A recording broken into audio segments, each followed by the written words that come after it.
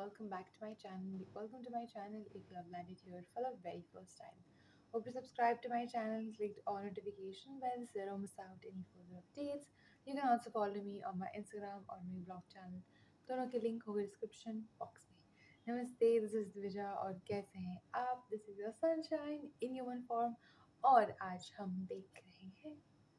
So the most requested video on the last video was ये वाला.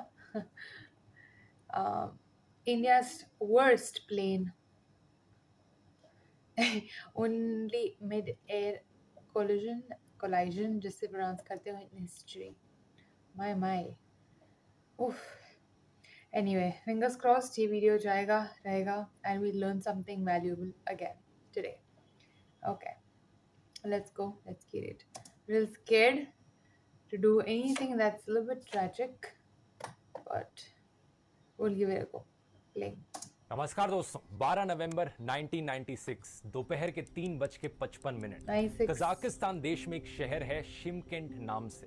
इस शहर से कजाकिस्तान एयरलाइंस का एक चार्टर्ड एयरक्राफ्ट टेक ऑफ करता है।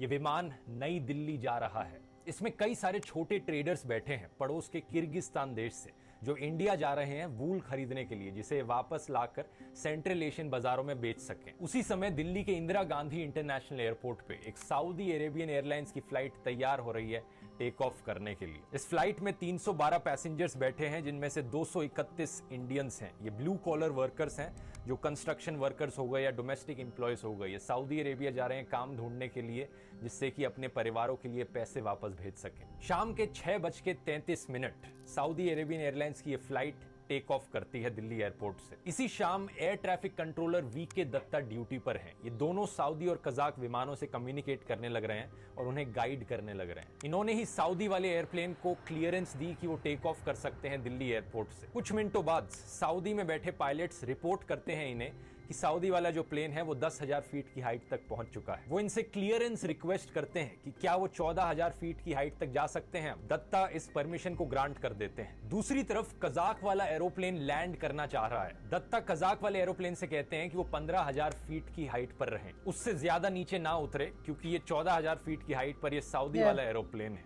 दोनों विमानों के बीच में कम से कम 1000 फीट का डिस्टेंस, वर्टिकल डिस्टेंस रहना चाहिए। वीके दत्ता को अपने स्क्रीन पर ये दोनों एरोप्लेन्स ब्लिंकिंग डॉट्स की तरह दिखने लग रहे हैं। कुछ ही मिनटों में ये देखते हैं कि कैसे दोनों ब्लिंकिंग डॉट्स एक दूसरे के करीब आए जा रहे हैं, और फिर देखते ही देखते ये दोनों डॉट्स एक दूसरे में फ्यूज हो जाते हैं और फिर अचानक से गायब हो जाते हैं। ये वो पॉइंट था जब दत्ता को पता चला कि यहाँ पर कुछ तो बहुत खराब हो गया है। दिल्ली से करीब 100 किलोमीटर दूर एक छोटा सा शहर है चरखी दादरी करके। उस शाम को इस शहर में रहने वाले लोग अचानक से देखते हैं कि आसमान में जैसे बिजली चमकी हो, बहुत तेज रोशनी चमकती है, और फिर उन्हें सुनाई देता है जैसे बिजली कड़कने की आवाज हो, थंडर की आवाज सुनाई देती है उन्हें। इससे पहले कि वो सोच पाते यहाँ पर हो क्या रहा है, आसमान से लोहे के टुकड़े बरसने शुरू हो जाते हैं उनके ऊपर। पता चलता है कि ये दो विमान एक दूसरे में क्रैश कर चुके हैं। ये देश के इतिहास का पहला और इकलौता मिड एयर कोलिजन बन जाता है, और साथ ही साथ वर्स्ट एयर डिजास्टर इंडिया की हिस्ट्री में। उसको बोला था ना ऊपर रहने का, उसको थोड़ा नीचे रहने का।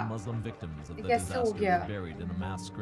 Nearby, 70 funeral pyres were being prepared for Hindu cremations. Investigators have started work on the flight recorders, these so-called black boxes of both aircraft, to find out more about what happened just before the crash.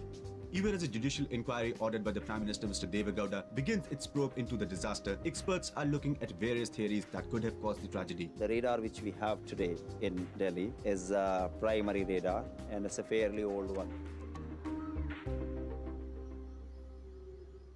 इस कहानी को गहराई से समझने के लिए कि ऐसा क्यों हुआ था और इसका क्या इम्पैक्ट पड़ा इंडिया के एविएशन सेक्टर पर, हमें पहले थोड़ी बेसिक नॉलेज लेनी पड़ेगी, आसमान के नियम समझने पड़ेंगे। अब जैसे गाड़ियां दोस्तों सड़कों पर चलती हैं और सड़कें सेट पाथ्स पर बनाई जाती हैं और सड़कों में ट्रैफिक लेन्स होती हैं, इसी तरीके से ही एरोप्लेन्स के लिए भी सेट पाथ्स होते हैं आसमान में, कि सारे विमान इन्हीं पाथ्स पर चलेंगे आसमान में। इन पाथ्स को कहा जाता है एयरवेज। और आगे जैसे सड़कों को ट्रैफिक लेन्स में डिवाइड किया जाता है, ऐसे ही एयरवेज को एयर कॉरिडोर कॉरिडोर्स में डिवाइड किया जाता है। इमेजिन करके देखो, अगर आने वाली गाड़ियों के लिए और जाने वाली गाड़ियों के लिए एक ही ट्रैफिक लेन हो सड़क पर, तो क्या होगा? बहुत ही हाई चांसेस होंगे एक्सीडेंट होने के। इसी रीजन से एयरपोर्ट्स अलग अलग कॉरिडोर्स रखते हैं आने वाले एयरप्लेन्स के लिए और जाने वाले एयरप्लेन्स के लिए, ताकि एक्सीडेंट होने की गुंजाइश कम हो। अब इसके अलावा जिस हाइट पर एरोप्लेन्स फ्लाई करने लग रहे हैं उसे फ्लाइट लेवल कहा जाता है। इंटरनेशनल सिविल एविएशन ऑर्गेनाइजेशन के स्टैंडर्ड्स के अकॉर्डिंग किन्हीं दो प्लेन्स के बीच का जो फ्लाइट लेवल होता है वो कम से कम 1000 फीट का सेपरेशन होना चाहिए।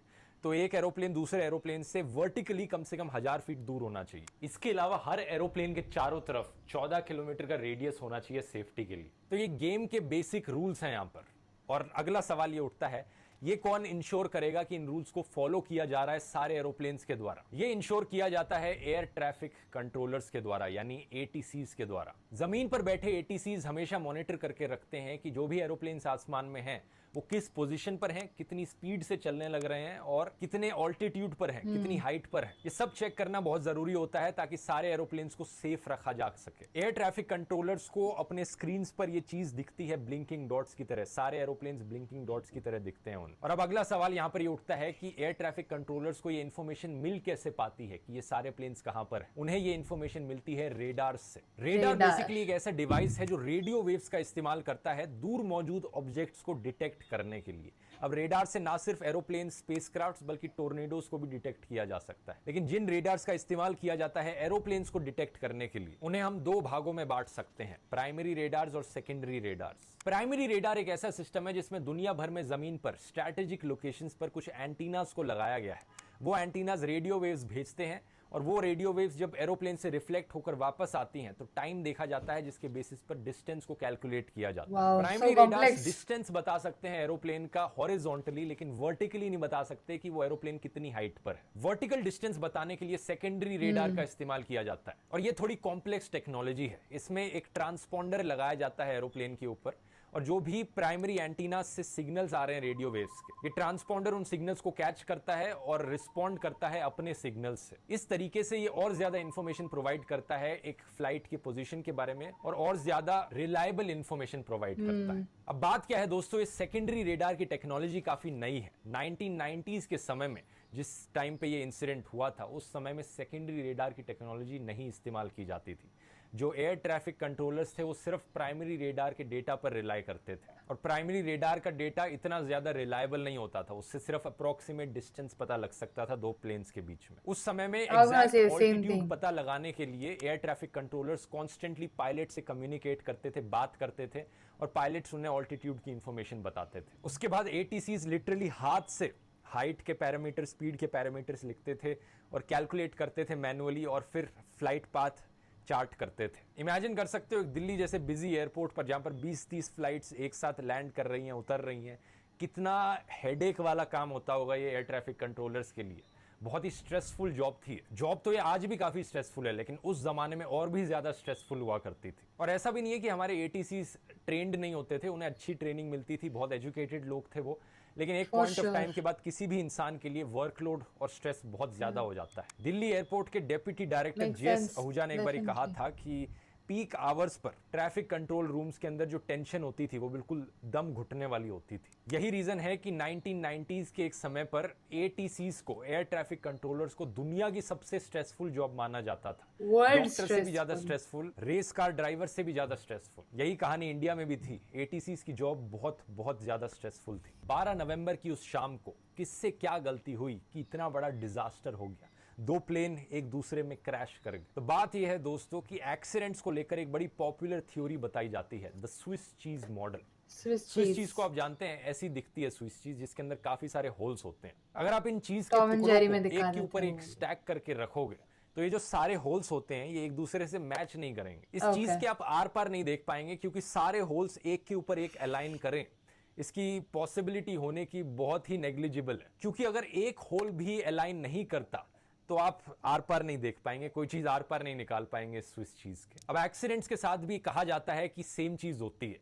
आमतौर पर जो एक्सीडेंट्स होते हैं वो किसी एक सिंगल रीजन की वजह से नहीं होते, बल्कि मल्टीपल रीजंस होते हैं जो एक साथ राइट टाइम पर अलाइन कर जाते हैं। राइट टाइम तो क्या, रॉन्ग टाइम कहा जाएगा इससे। बहुत सारी छोटी छोटी गलतियां जो एक टाइम पर हुई, जिसकी वजह से इतना बड़ा डिजास्टर हो गया। इनमें से एक भी गलती ना होती तो शायद ये डिजास्टर ना होता। अब 12 नवंबर 1996 के उस ऐतिहासिक दिन पर कुछ ऐसा ही हुआ। बहुत सी छोटी छोटी गलतियां जो एड अप कर गई इस बड़ी दुर्घटना में। सबसे पहले इंडियन ऑफिशियल्स को लगा कि जो सऊदी वाला एरोप्लेन था उसने पक्का ढंग से इंस्ट्रक्शंस को ओबे नहीं किया होगा। उन्हें 14,000 फीट तक रहने को कहा गया था, लेकिन वो 15,000 फीट तक वो विमान चला गया और कजाक वाले के साथ जाकर टकरा गया। लेकिन जब दोनों प्लेन से ब्लैक बॉक्सेस को रिकवर किया गया तो वहां से जो फ्लाइट डेटा रिकॉर्डर था उससे रिकॉर्डिंग देखी गई कि एग्जैक्टली क्या बात चल रही थी पायलट के बीच में, और पता चला कि सऊदी वाला जो एरोप्लेन था एक्चुअली में वो 14,000 फीट पर ही था, और जो टकराव हुआ था इन दोनों एरोप्लेन्स के बीच में वो 14,000 फीट पर हुआ था। यानी कि जो कजाक वाला एरोप्लेन था वो 15,000 से 14,000 फीट पर आ गया था। तो सवाल ये उठा कि ऐसा क्यों? वीके दत्ता ने कहा था कि कजाक वाले एरोप्लेन के पायलट्स को कि 15,000 फीट पर रहो, उससे नीचे मत आना। जो ऑडियो रिकॉर्डिंग्स रिकवर करी गई ब्लैक बॉक्स से, उन्हें सुनकर पता चला कि जो दो कजाक के पायलट्स थे इस कजाकिस्तान वाले एरोप्लेन में, वो एक्चुअली में ध्यान से सुन भी नहीं रहे थे कि एटीसी क्या कहने लग रहा है। वो एक्चुअली में एक दूसरे को कंप्लेन करने लग रहे थे कि ये दिल्ली में कितना ट्रैफिक है, यहाँ पर दिल्ली एयरपोर्ट पे कितने ट्रैफिक हैंगअप्स होते हैं। दूसरी चीज ये पता चली कि एक्चुअली में इन कजाक पायलट्स को इंग्लिश भी ढंग से समझ में नहीं आती थी। इनफैक्ट एक रेडियो ऑपरेटर था प्लेन के अंदर जो एटीसी से आए मैसेजेस को ट्रांसलेट करने लग रहा था इंग्लिश से रशियन में, ताकि इन पायलट्स को समझ में आ सके। एक्सीडेंट की रिपोर्ट ने यहां पर कंक्लूड किया कि एटीसी ने जो उन्हें इंस्ट्रक्शन सुनाई थी उसमें एरर ऑफ अंडरस्टैंडिंग हुआ। एटीसी ने उन्हें एक certain flight level, certain height पर रुकने को कहा, उन्होंने उसे मिसअंडरस्टैंड कर लिया, या उन्हें लगा कि ये इंस्ट्रक्शन दूसरी फ्लाइट के लिए बताई गई। उस बात का गलत मतलब समझ लिया, इसलिए वो डिसेंड कर गए। एक्चुअली में उस जमाने में दोस्तों सोवियत यूनियन का अभी अभी ब्रेकअप हुआ था। कजाकिस्तान एक नया देश था और जो रशियन नेशनल एयरलाइंस थी उसे बांटा गया था अब अलग अलग कंट्रीज की एयरलाइंस में, जब सोवियत यूनियन का ब्रेकअप हुआ था। और इन एयरलाइंस की रेपुटेशन बिल्कुल भी अच्छी नहीं थी। कहा जाता था कि एक समय पर किसी एक पायलट ने अपने बच्चे को कंट्रोल्स पे टेक ओवर करने का मौका दे दिया। कहानियां सुनने को मिलती थी कि वोडका शॉट्स ले रहे हैं पायलट्स लैंडिंग करने से पहले। तो ओवरऑल रशियंस की रेपुटेशन इतनी अच्छी नहीं थी इस चीज को लेकर। अब लेकिन बड़ा सवाल यहां पर यह उठता है कि एक मिसअंडरस्टैंडिंग की वजह से इतना बड़ा डिजास्टर हो जाए, क्या इस सिस्टम को बनाने वाले लोग सिर्फ इस पर रिलाई कर रहे हैं कि वो कम्युनिकेशन जो होगा पायलट और एयर ट्रैफिक कंट्रोलर के बीच में वो सही होगा? अगली प्रॉब्लम ये थी जो मैंने आपको वीडियो में एयर कॉरिडोर्स के बारे में पहले बताया था। एक एयर कॉरिडोर होता है एरोप्लेन्स के जाने के लिए, एक एयर कॉरिडोर होता है एरोप्लेन्स के आने के लिए। लेकिन 1990s में ऐसा नहीं होता था, एक ही एयर कॉरिडोर का इस्तेमाल किया जाने लग रहा था। तीसरा मैंने आपको बताया कि सेकेंडरी रेडार उस समय इस्तेमाल नहीं किया जाता था, तो एयर ट्रैफिक कंट्रोलर को भी पायलट से कम्युनिकेशन पर रिलाई करना पड़ता था। अब इस भयानक एयर डिजास्टर के होने के बाद हमारी सरकार ने, इंडियन ऑफिशियल्स ने और दुनिया भर के एविएशन एक्सपर्ट्स ने इससे सीख ली और पूरे सिस्टम में बहुत से ऐसे चेंजेस किए जिसकी वजह से ऐसी कोई घटना दोबारा ना हो। और थैंकफुली आज तक इंडिया में भी ऐसी कोई घटना दोबारा नहीं हुई है। इसके बाद से कभी भी दो एरोप्लेन्स एक दूसरे के साथ हवा में कोलाइड नहीं करें। क्या रीजन है इसके पीछे? पहला तो यही है कि अब सेपरेट एयर कॉरिडोर्स कर दिए गए हैं आने वाले विमानों के लिए, जाने वाले विमानों के लिए। दूसरा, secondary radar. Directorate general of civil aviation एक स्टैट्यूटरी बॉडी है सेंट्रल गवर्नमेंट की, जो कई सालों से रेकमेंड कर रही थी कि हमें एरोप्लेन्स में सेकेंडरी रेडार्स को लगा देना चाहिए, लेकिन सरकार सुन नहीं रही थी। लेकिन एक ऑफिशियल ने जैसा बताया, अगर आपकी रेकमेंडेशन रिपोर्ट पर खून के कुछ दाग पड़ जाएं तो इंप्लीमेंट करना उस चीज को बहुत आसान पड़ जाता है। सरकार अब एक्शन में लग गई। सरकार ने मैंडेटरी बनाया कि हवा में उड़ने वाला हर एयरप्लेन अब TCAS के साथ उड़ेगा, traffic collision avoidance system, TCAS। Charkhi Dadri की इस घटना के सिर्फ 5 महीने बाद civil aviation minister CM Ibrahim ने अनाउंसमेंट करी लोकसभा में कि 31 दिसंबर 1998 के बाद जितने भी 30 सीटर प्लस विमान हैं इंडिया में, सब पे TCAS सिस्टम फिट किया जाएगा। ये बेसिकली एक ऐसा सिस्टम है जो अलार्म बजा देता है एरोप्लेन के अंदर अगर कोई भी और विमान उस एरोप्लेन के 1000 फीट वर्टिकल डिस्टेंस में आए तो। उससे भी ज्यादा इंपॉर्टेंट चीज ये है कि एक बार जब अलार्म बज जाता है तो ये सिस्टम पायलट को बताता भी है कि किस डायरेक्शन में उड़ो ताकि ये 1000 फीट मेंटेन रह सके। तो अगर नीचे से दूसरा विमान आपके एरोप्लेन के पास आया है तो ये अलार्म बजेगा और अलार्म बताएगा पायलट्स को कि ऊपर की डायरेक्शन में जाओ। ये एक बहुत बड़ा कदम था इंडिया के लिए, क्योंकि TCAS उस समय में एक बहुत ही एक्सपेंसिव टेक्नोलॉजी थी। बहुत सारे देशों ने कंप्लेन किया कि हम अपने एरोप्लेन्स में इसे फिट नहीं कर सकते क्योंकि हमारे लिए बहुत महंगा पड़ रहा है, लेकिन इंडिया अपनी बात पर डटा रहा और इवेंचुअली बाकी देशों को भी ये सिस्टम अपने एरोप्लेन्स में इंप्लीमेंट करना पड़ा। तीसरा इशू जो इस घटना की वजह से उठा वो था लैंग्वेज और उसकी बारीकियों को लेकर। जब कोई भाषा बोलता है, दूसरा वाला इंसान उसे कितनी बारीकी से समझ पाता है, कहीं उसे मिस इंटरप्रेट तो नहीं कर लेगा। ये जो मिस अंडरस्टैंडिंग हो सकती है पोटेंशियली ATC और पायलट्स के बीच में, इसे कैसे होने से अवॉइड किया जा सके। दुनिया भर में आधे से ज्यादा देशों के पास अपनी खुद की एयरलाइंस हैं, अपने खुद के पायलट्स और ATCs हैं जो अपनी भाषा में बात करते हैं। इतने सारे मल्टीकल्चरल बैकग्राउंड के लोग कैसे एक दूसरे के साथ कम्युनिकेट कर पाएं जिसमें कोई मिसअंडरस्टैंडिंग ना हो? क्या हो सकता है इसका सोल्यूशन? इंडिया ने 1998 में इस इशू को इंटरनेशनल कम्युनिटी के सामने उठाया, ICAO के सामने उठाया। प्रपोजल रखा गया कि हर पायलट के पास इंग्लिश की लैंग्वेज के लिए कम से कम इतनी प्रोफिशिएंसी होनी चाहिए कि वो कम्युनिकेट कर पाए। इस पर काफी चर्चा हुई क्योंकि ऐसे बहुत देश हैं दुनिया में जिनकी इंग्लिश फर्स्ट लैंग्वेज नहीं है। उन देशों के लिए क्या किया जाए, लेकिन किसी ना किसी लैंग्वेज को तो यहाँ पर चूज करना था, नहीं तो बात नहीं बन पाती, मिसकम्युनिकेशन होता ही होता। इसलिए इंग्लिश को इवेंचुअली चूज कर लिया गया एज ए इंटरनेशनल लैंग्वेज। आज के दिन इंटरनेशनली अगर किसी भी एरोप्लेन में किसी भी पायलट को फ्लाइट करनी है तो पायलट को इंग्लिश आनी जरूरी है। ये एक बड़ा इंटरेस्टिंग सवाल है यहाँ पर कि इंग्लिश को ही क्यों चुना गया, क्यों इंग्लिश दुनिया की सबसे पॉपुलर लैंग्वेज है, नंबर 1 लैंग्वेज है। इस पर वैसे मैंने डिटेल में एक वीडियो बनाया था, अगर आप जाकर देखना चाहें इस वीडियो के बाद लिंक में नीचे डिस्क्रिप्शन में डाल दूंगा। तो रूल ये बनाया गया कि इंटरनेशनली इंग्लिश आनी जरूरी है, लेकिन अगर कोई नेशनल फ्लाइट हो रही है, कंट्री के अंदर फ्लाइट हो रही है, तो ये रूल एप्लीकेबल नहीं। पायलट्स अपनी नेशनल भाषा का इस्तेमाल कर सकते हैं एक दूसरे के साथ कम्युनिकेट करने में। तो बेसिकली अगर हम स्विस चीज मॉडल की फिर से बात करें तो यहाँ पर कोशिश करी गई इंडियन गवर्नमेंट के द्वारा और दुनिया भर की एविएशन ऑर्गेनाइजेशंस के द्वारा कि जितने भी होल्स हमें दिखे इस स्विस चीज मॉडल में सबको फिलअप कर दिया जाए, ताकि आने वाले टाइम में कोई भी ऐसा एक्सीडेंट ना हो। और फॉर्चुनेटली आज के दिन तक कोई ऐसा मिड एयर कोलिजन नहीं हुआ। यही बेसिकली रीजन है कि आज के दिन आप अगर सोचते हो कि 2 एरोप्लेन्स हवा में उड़ रहे हैं, क्यों नहीं कोई 2 एरोप्लेन्स एक दूसरे के साथ जाकर कोलाइड कर जाते, क्यों ऐसा एक्सीडेंट नहीं होता आज के दिन? यही रीजन है। लेकिन ऐसा भी नहीं है कि एरोप्लेन क्रैशेस होने बिल्कुल ही खत्म हो गए हों। आज के दिन भी कुछ एरोप्लेन क्रैशेस हमें देखने को मिलते हैं, जैसे कि ये चाइना का प्लेन क्रैश जिस पर मैंने वीडियो बनाया था, या मलेशियन एयरलाइंस का जो क्रैश हुआ था। रीजंस उनके पीछे कुछ और होते हैं जिन्हें इतनी आसानी से शायद सॉल्व नहीं किया जा सकता। क्या वो रीजंस हैं, उन्हें समझने के लिए आप इन वीडियोस को जाकर देख सकते हैं। बहुत बहुत धन्यवाद। China one we haven't seen. I think Malaysia वाला हमने देखा हुआ है. I'm so proud that we really did it.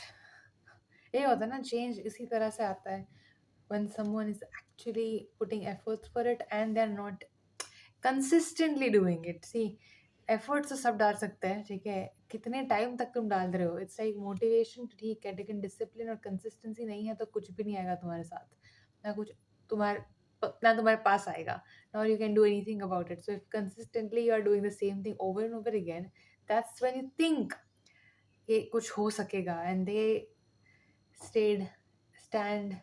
took a stand, stood on their ground consistently. Probably उन्होंने बोला होगा कि नहीं, हम यहाँ से नहीं हिलेंगे, we want this to happen so that ये दूसरी बार ना हो, and that takes a lot. I'm so glad कि सब लोगों ने भी, जिन्होंने भी, I mean हम जितने भी वीडियोस देख रहे हो जहाँ पे भी ऐसी कोई चीज़ हुई है, thankfully something good has come out of it. Unfortunately, yes, we have lost and lives, people have passed, but certain rules and regulations or something has come up उसके बाद कि जिसके वजह से thankfully, gratefully, we need to be thankful and grateful कि हम लोगों को उससे फ़ायदा हो रहा है. People who were there, they had to suffer, लेकिन now जो भी generation है, they are all getting better and better and better, all because they decided to change certain things. Because काफ़ी time you see there is no change, there is no acceptance of like अच्छा ये हो गया, ठीक है, this thing that they were not hearing जो बोला जा रहा था. That again makes me question कि यार तुम अगर pilot हो, maybe you are driving a train, बस चला रहे हो, कुछ भी गाड़ी चला रहे हो, और तुम्हारे साथ सिर्फ एक बंदा या बंदी बैठी है, but you have a responsibility of that person right when you are there. That accountability is something. हाँ, शॉर्ट्स ले लेते हैं. दिस इज नॉट वेरी, ऐसा नहीं है कि ये पता नहीं कब की बात हो रही है. 1996 की बात हो रही है. It's like hardly 30 years because I'm 95 November born. It blows my mind that people can do that. लेकिन ठीक है, उनकी वजह से इतना सारे रूल्स एंड रेगुलेशंस बने जिसकी वजह से अभी ऐसा कुछ नहीं होगा है, हो रहा है, होगा, मिक्स हो गया दोनों. But I'm glad to know this, and thankfully they didn't really talk a lot about the crash. तो I'm happy कि हमने क्या डेवलपमेंट हुआ उसके बाद and what was behind this was the main topic of it. थोड़ा trench चीज़ें मुझे ठीक नहीं लगती इतनी. I do get worked up, you know that. But I'm glad we watched this. Thank you for the recommendation. A lot of you guys want me to see the WW2 वाला video. There's WW1 वाला video as well. I can try, but मुझे ऐसा लगता है कि YouTube might not be able to let me upload it. और मैं पूरा वीडियो करूँ उसके बाद यूट्यूब जाने ना दे, ऐसा मुझे नहीं चाहिए. तो उसके अलावा अगर कोई वीडियो है तो लेट्स सी दैट. एंड अगर कोई वीडियो नहीं बचता है then we'll do that one last.